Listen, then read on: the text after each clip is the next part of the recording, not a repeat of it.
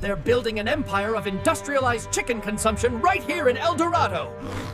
General Beauregard versus Chick-fil-A. A Cooter short story by K. Brad Barfield. When word reached the Kingdom of Cooter that a Chick-fil-A had opened in El Dorado, the reaction was not what you might call measured. It was, however, deeply personal to one individual, General Beauregard, the self-appointed commander of all poultry interests in the western reaches of Egypt Township. The trouble started when Joon Cooter, who treats news like a contractual deliverable, stepped outside with her phone and announced in her clean, bureaucratic tone, "General, I regret to inform you that a quick-service chicken enterprise has begun operations in Union County." The general froze mid-scratch. His comb stiffened. His pupils dilated like he had just heard artillery in the distance. "Chicken what?" he said, voice trembling like a fence wire in a thunderstorm. "Filet," Joon continued. "Their business model appears to center on sliced, brined, and pressure-cooked members of your demographic." The general staggered backwards. "They have pressure cookers in a retail setting?" Joon nodded. "And waffle fries." This nearly ended him. He paced the length of the porch, muttering phrases such as "my honor," "dastardly commerce," and a clear breach of the Geneva Conventions of Poultry. Then he announced he would be taking a diplomatic mission to El Dorado.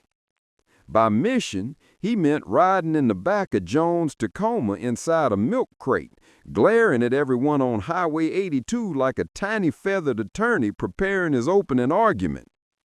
When they arrived, traffic was wrapped around the building twice, because Chick-fil-A on a Saturday will test the patience of the saints and the structural integrity of the drive-through asphalt. The general climbed onto the dashboard, looked out the windshield, and gasped. "They're smiling," he whispered. "Why are the humans smiling while participating in a poultry massacre?" Joon explained that Chick-fil-A employees were known for their customer service. "Customer service?" he screeched. "You mean to tell me they are cheerful about this? That is diabolical. That is psychological warfare." A teenager in an orange safety vest approached the truck to take orders. The general panicked. "Drive!" he shouted. "He's unarmed but highly trained." Once Joon had safely exited the parking lot, the general collapsed dramatically across the cup holders. "It is worse than I imagined. They have uniforms. They have choreography. They have sauces." Joon checked her rearview mirror. "General, respectfully, no one is hunting you. You are a Bantam rooster in Egypt Township. They are selling sandwiches." "Sandwiches made of what, Joon? Air? Hope?" He flopped again, talons in the air, as if the mere concept of Polynesian sauce had spiritually wounded him. Later, back home, he called an emergency meeting of the Cooter Fowl Coalition, which consisted of himself, Okra the pig, who is not poultry but enjoys meetings, and Bronchi the donkey, who came for the snacks. The general stood on an overturned feed bucket and declared, "Chick-fil-A is now a regional threat. We must adopt a defensive posture." Bronchi asked, "What kind of posture?" The general puffed himself up and replied, "An honorable one. A posture of vigilance, valor, and—" Okra interrupted. "Ain't nobody driving to El Dorado to get you, fool." The general straightened his big chief badge and declared, "By my honor, I will not become a combo meal."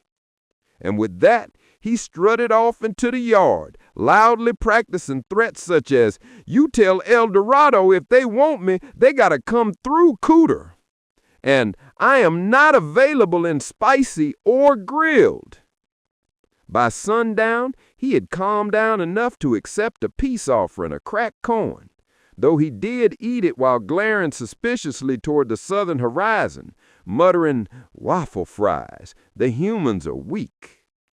And thus concluded the great Chick-fil-A panic of the Rooster Republic.